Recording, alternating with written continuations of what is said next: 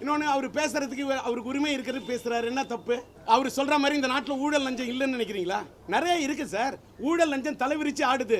இன்னைக்கு பெரிய தலைவர்கள் யாரும் இல்லை. நான் சொன்ன பார்த்தீங்களா, தலை இல்லாத எந்த தலையும் பூவும் சேர்ந்தால்தான் நாணயம் செல்லும்.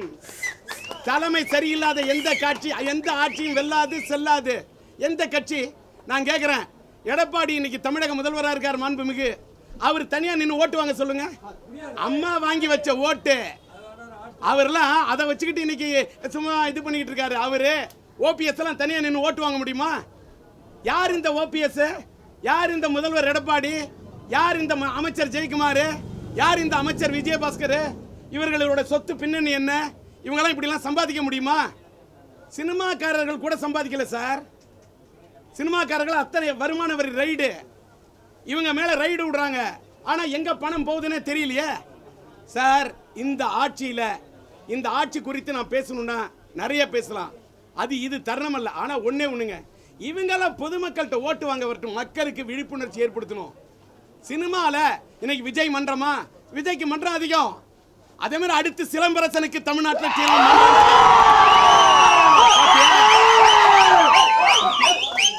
இல்ல இன்னொன்னு உடனே சிம்புக்கு மன்றம்லாம் இல்ல அப்படி இப்படி நீங்க சொல்லிக்கிங்க.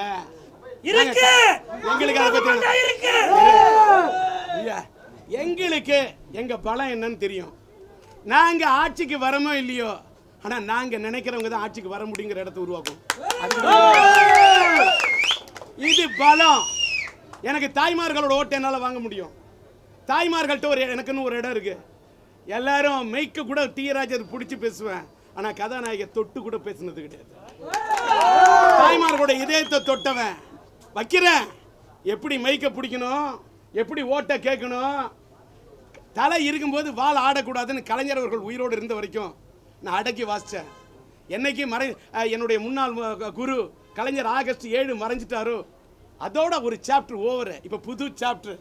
இந்த நியூ சாப்டரில் என்ன பண்ணுறோங்கிறத சொல்ல மாட்டேன், செய்கிறேன். அதாவது நீங்கள் வெளியில் போய் நாங்கள் இது கொடு பாலிமரில் தான் நாங்கள் இது நடத்தணும்னா, போராட்டம் நடத்தணும்னா 50 பேரை வச்சு நடத்தணும்னு எங்களை தூண்டி விட்டு பார்ப்பீங்க. அன்றைக்கி நீங்கள் கேள்வி கேட்டீங்க, நான் பதில் சொல்லணும் திணறல.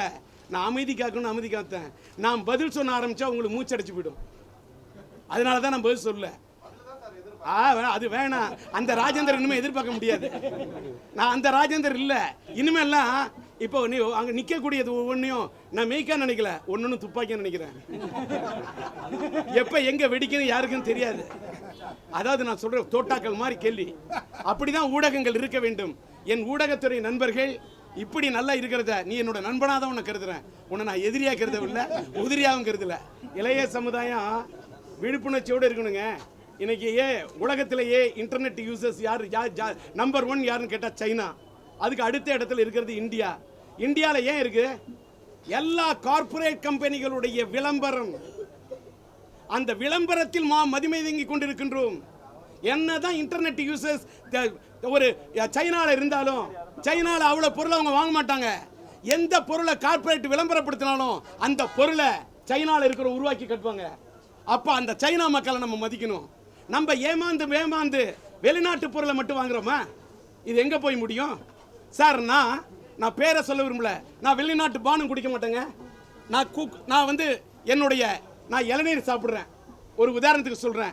காலையில் செக்கில் ஆட்டின நல்லெண்ணெய் தேய்ச்சி குளிச்சு தான் வந்திருக்கேன். இந்த முடி இவ்வளோ நல்லா இருக்கு. நான் எந்த ஆர்டிஃபிஷியல் எண்ணெயும் யூஸ் பண்ணுறதில்ல. ஒரு உதாரணத்துக்கு நம்மளுடைய பண்பாட்டை இழக்காம, நம்மளுடைய கலாச்சாரம் இழக்காம, எதுக்கு சுகர்னு அந்த காலத்தில் சுகர் இருந்ததா?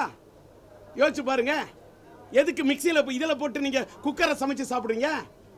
கஞ்சி வடித்து சாப்பிடுங்க. நான் நிறைய விஷயங்கள் சொல்லுவேன்.